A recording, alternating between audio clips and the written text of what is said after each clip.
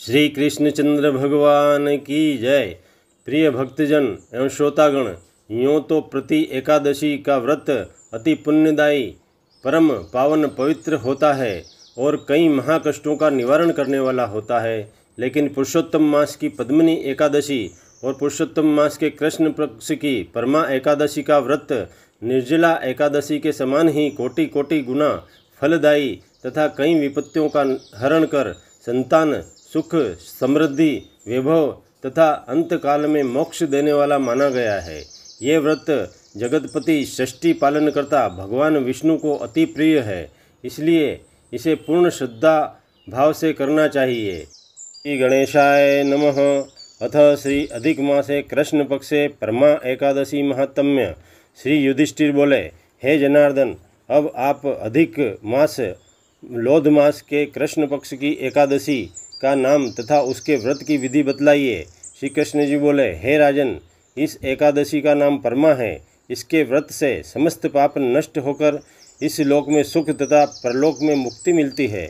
इसका व्रत अन्य एकादशियों की तरह ही करना चाहिए और भगवान नरोत्तम अर्थात नारायण को धूप, दीप, पुष्प आदि से पूजा करनी चाहिए। इस एकादशी के विषय की एक मनोहर कथा कहता हूँ, जिसे आप ध्यानपूर्वक श्रवण कीजिए।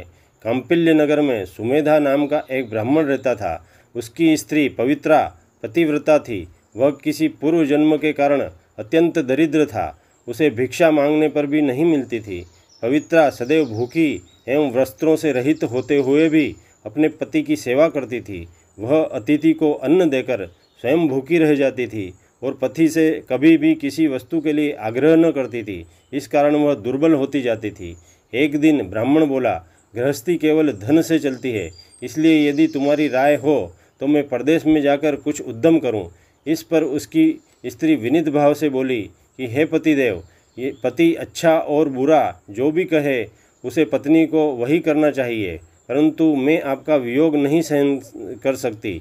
पति रहित स्त्री संसार में अपने सगे संबंधियों की भी निंदा का शिकार होती है, इसलिए आपको इसी स्थान पर प्रभु पर भरोसा रखकर रहना चाहिए। इस एक समय कौंडिन्य मुनि उस स्थान पर पधारे। उनको आया देखकर सुमेधा और उसकी स्त्री ने प्रणाम किया और बोले, हम आज धन्य हैं।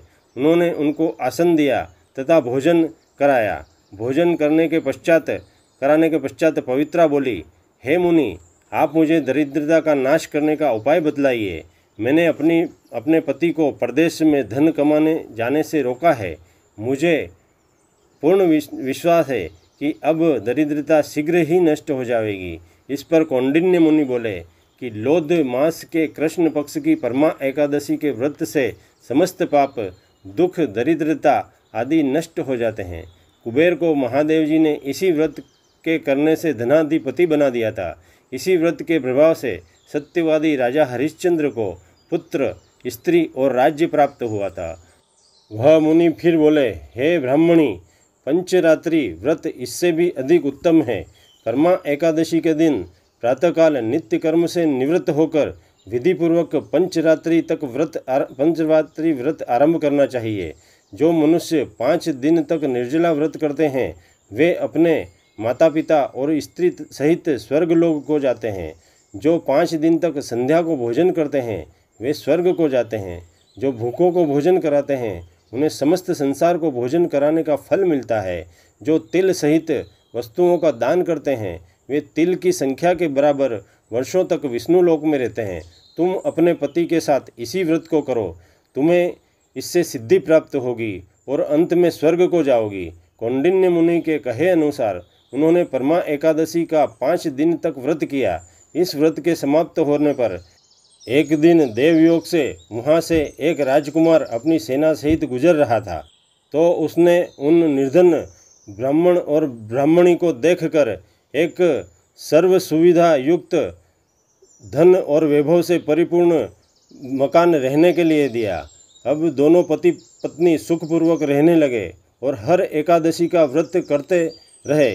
इस व्रत के प्रभाव से इस लोक में आनंद सुख भोग कर अंत में वे स्वर्ग लोक को गए। दुर्बल से दुर्बल मनुष्य को भी लोध अर्थात अधिक मास की एकादशी का व्रत जरूर करना चाहिए। जो मनुष्य अधिक मास में स्नान तथा एकादशी का व्रत नहीं करते उन्हें पापों से छुटकारा नहीं प्राप्त होता है। यह मनुष्य योनि बड़े पुण्यों से मिलती है। इसलिए मनुष्य को भगवान की भक्ति, आराधना एवं एकादशी का व्रत अवश्य ही करना चाहिए।